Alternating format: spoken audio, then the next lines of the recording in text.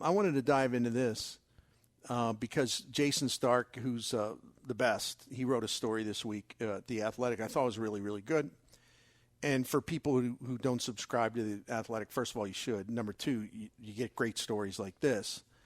And I thought it was a really interesting piece, and I have no problem talking about it. It wasn't my work, but it just got my brain going, and I'm thinking, this is a really interesting thing to write about. So I want to share it a little bit because I think like I said, I think it's actually really interesting. So Jayson Stark said, hey, I'm a baseball guy, always a baseball guy, but I'm also someone who loves the theater of sports and entertainment and excitement, And he was talking about how he got all wrapped up, Mr. Baseball, Jayson Stark, he got all wrapped up watching the NFL postseason. Mentions that the final 7 games played in the postseason, 5 were walk-offs. There were 2 overtime games. All 7 games decided in the last minute and a half. And it's true. I mean, that was incredibly entertaining and exciting. And the TV numbers were just crazy high. And he said, I'm a baseball guy, not a football guy. But most of all, I'm a fan of spectacular sports theater. And now that the confetti is all swept up from the Super Bowl, here's what I think. So his premise is there's a lot baseball can learn from the NFL playoffs. And I'm just thinking, well, that's interesting. What could be applied? And even Jayson, when he was throwing some of these stuffs out here, and he put a lot of thought into it. He didn't do it willy-nilly. Even he said, well, that would be hard for baseball to do, but let's just gives us something to think about. And you know who his partner was in the idea exchange on this? It was the one and only Bob Costas. Ah. So this was really good. Now, number one, I think everyone would agree with. Number one, while you're negotiating, feel free to change the rules. And he's so onto this because when these idiots actually make a deal, whenever it is, there's going to be one thing they didn't address at all, which is how to improve the game, right? Yeah.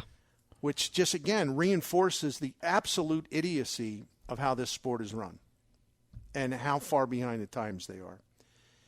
And Jayson Stark was talking to someone he described as a longtime baseball official, and he's got friends in high places everywhere.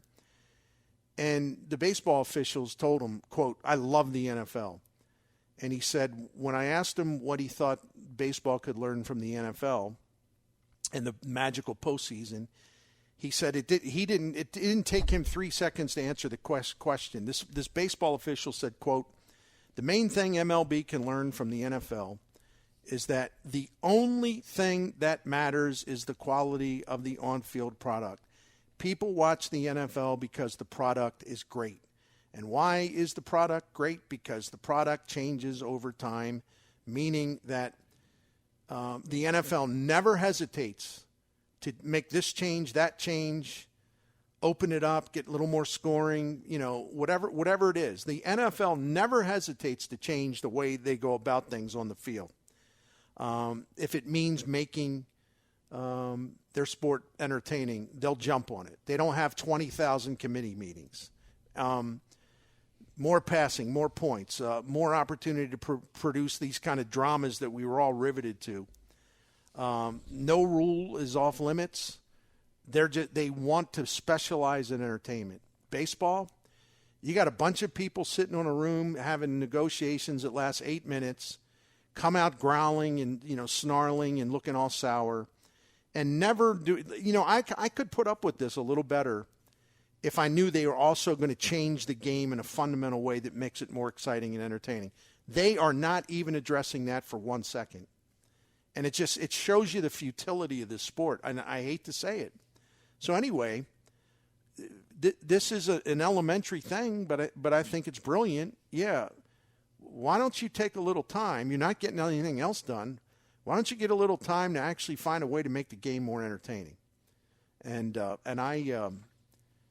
I just that would be my hope. And as this baseball official told Jayson Stark, quote, when people look back on the 2021 collective bargaining agreement negotiations, the biggest headline should be They didn't have any negotiations over the single largest issue, the product. Amen, right? Yep. Wow. So true. It's all about money and who gets what, why, how much. Nothing about, hey, how are we going to make this a better game? Nothing. His number 2 thing was the Stars, meaning in football, have a chance to change every game. And this is where he even says, well, look, it's really hard to compare the two sports in this regard, but you can. Maybe it's because football just has more to offer because there's more players who are playing instead of sitting. And he was talking about the games were always about how the best players came through for their teams, even if they lost the game. And so you're seeing a great quarterback throwing to great receivers. And you see, all these teams, whoever their best players were, they're pretty much always on the field. And they're always making plays, and they're always making something happen. And baseball really can't help this. And Bob Costas and Jayson Stark both said the same thing. Baseball can't exactly pull that off because you have a lineup, and you might see the best hitter, the best couple hitters on your team or on the other team, come up what? How long is it going to take before they come up again? They bat, and then they'll be in the dugout the next, couple of innings or whatever. They're not on the field. At least when you have offense and defense in football, the best defensive players will be on the field real quick. Same with the offensive players. It's just that baseball needs to have a way, if at all, where their Cooper Kupps and Aaron Donalds can be on the field. Their Joe Burrows and Josh Allens can be on the field, and Mahomes, and they're constantly present. I don't know how you do this. I don't think you can.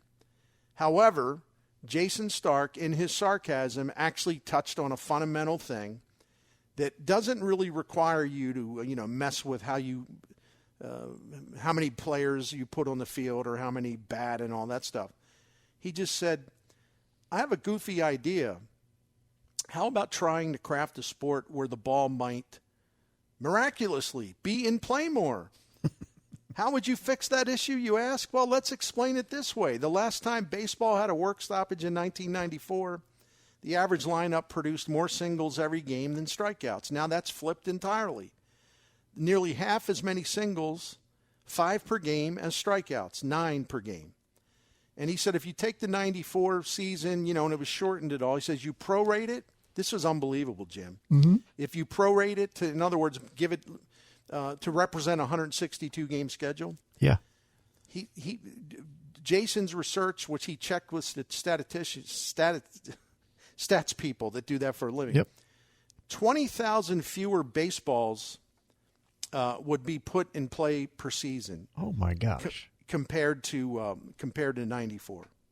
20,000 fewer balls would be put in play. So his point is, no, you're not going to change the way that you can't have the quarterback on the field for the entire game. He's not going to play defense.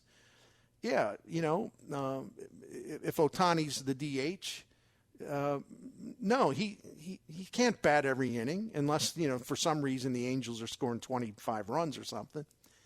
But the stars who are out there, or the stars who are playing and hitting, that he was saying you take this model of like 20,000 fewer times the ball's in play compared to 1994.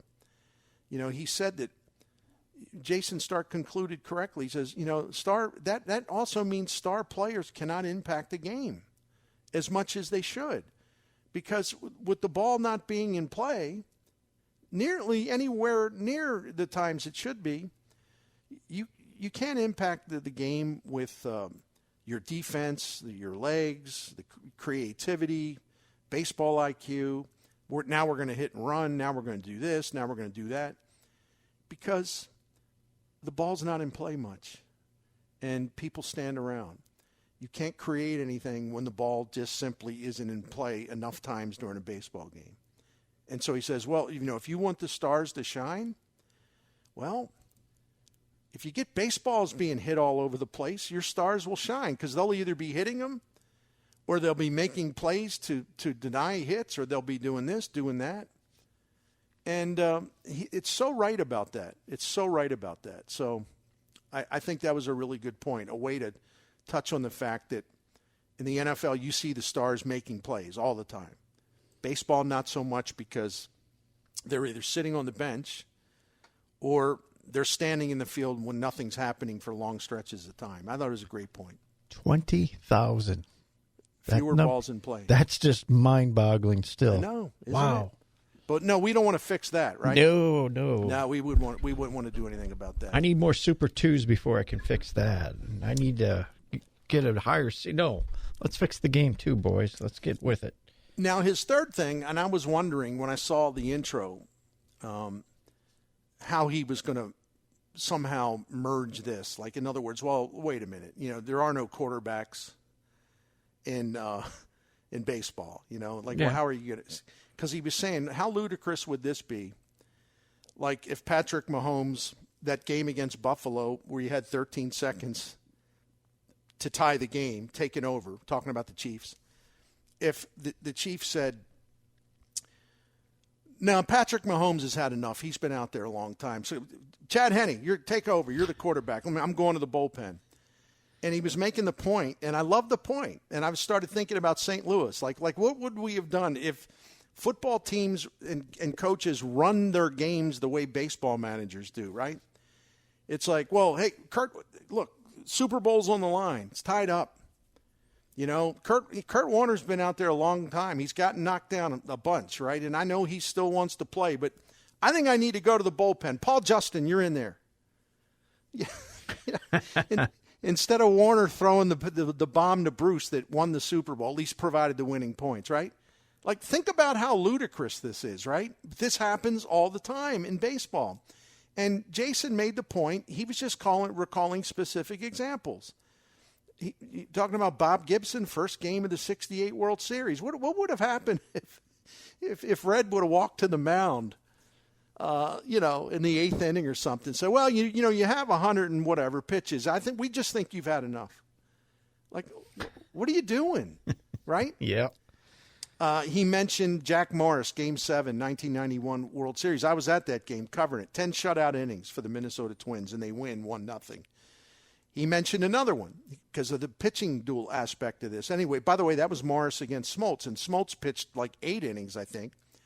Game that one of the most enjoyable games and exciting games I've ever witnessed live. Game 5 in LDS, 2011. Carpenter versus Halladay. They both went the distance. Yeah, oh yeah. There weren't no stinking relievers coming out of there. He mentioned Matt Morris versus Kurt Schilling, NLDS Game 5, 2001. Both of those guys were brilliant. They both went the distance. He mentioned a really weird one, because I forgot about this. In 2017, Game 2 of the ALCS, Justin Verlander went the entire way, 124-pitch complete game, 2-1 win over the Yankees. And he was allowed to take the mound in the ninth inning of a 1-1 game, even though he had already thrown 110 pitches. And A.J. Hinch, who's managing the team at the time, left Verlander in even after the potential go-ahead run, reached base. Like, you would have had managers like sprinting out there as if they, their lives depended on it to take that pitcher out of the game, right? Yep. And wow. Like I said, man, this would be like pulling Kurt Warner, in the final 2 minutes of Super Bowl 34, because he'd been knocked down.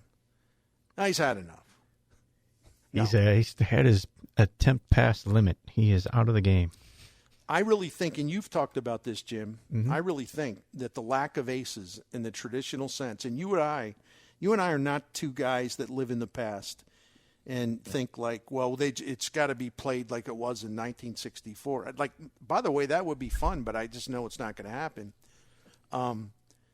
But the problem, one of the problems with the way the game's managed and run, and even the way players are developed and everything, the ace is slowly disappearing. And when we say ace, we mean ace in a way where a guy, if he's first of all, you look forward to going to the ballpark, buying a ticket to watch him work. And you have reasonable confidence he's going to go very, very deep into the game. He may even pitch the entire game. And you know that managers aren't going to be running out of the dugout every 10 seconds to change a pitcher. And something was lost when the ace in pitching, the ace in the major league, has been diminished through the years. Oh, there are still aces. Don't get me wrong. We know this. But, if you go back in time, not really even that far ago, aces are a big part of the appeal because aces are the quarterback of baseball, right? They control the game more than any other player. Because if an ace pitches the way he can, the game is his, right? Oh, yeah, no doubt. He takes it over, He and controls. you're going to have to beat him, and you're going to have to be great to beat him. Number 4 on the list, and this one I think we all agree with, and it's an obvious one. Can we start the games earlier? And Jayson Stark pointed out that on NFL Conference Championship Sunday, he sent a text to one of his baseball writing friends, and I'm going to change the time zone to reflect Central Time. He pointed out to his friends, he says, both NFL games are over by 8:40, and that's Central Time, 8:40 Central Time. And Stark said he told his friend, if this was the World Series, we'd be in the second inning. And the Super Bowl kicked off at 5:30 Central Time. It was over before 10, and 111 million people watched it. In the 2021 World Series, only one game in the World Series ended before 10:30 p.m. Central Time. No games in that World Series started before 7 o'clock Central Time. And none has started earlier than that since 2010. So the networks have sold, Major League Baseball has sold their game to the networks who control the starting times and are going to do whatever they want. Baseball has no say in it. They just want to collect money. They want to go for the money now rather than looking about the future. They're letting their TV partners call the shots. And TV partners aren't going to say, well, wait a minute, we're not going to start a Sunday World Series game in the afternoon. We've got NFL games on. We pay a lot to televise those games. So you're letting the TV people call the shots because you're so greedy for their money. But as Jayson Stark pointed out, well, what about the larger concern, which is, he said sarcastically, say building an audience that you desperately will need in 20 years? He said, maybe, I'm just thinking, it's probably not an optimal decision to have every World Series game end between 11:30 p.m. and 1 in the morning in the East. 100% correct. Mm.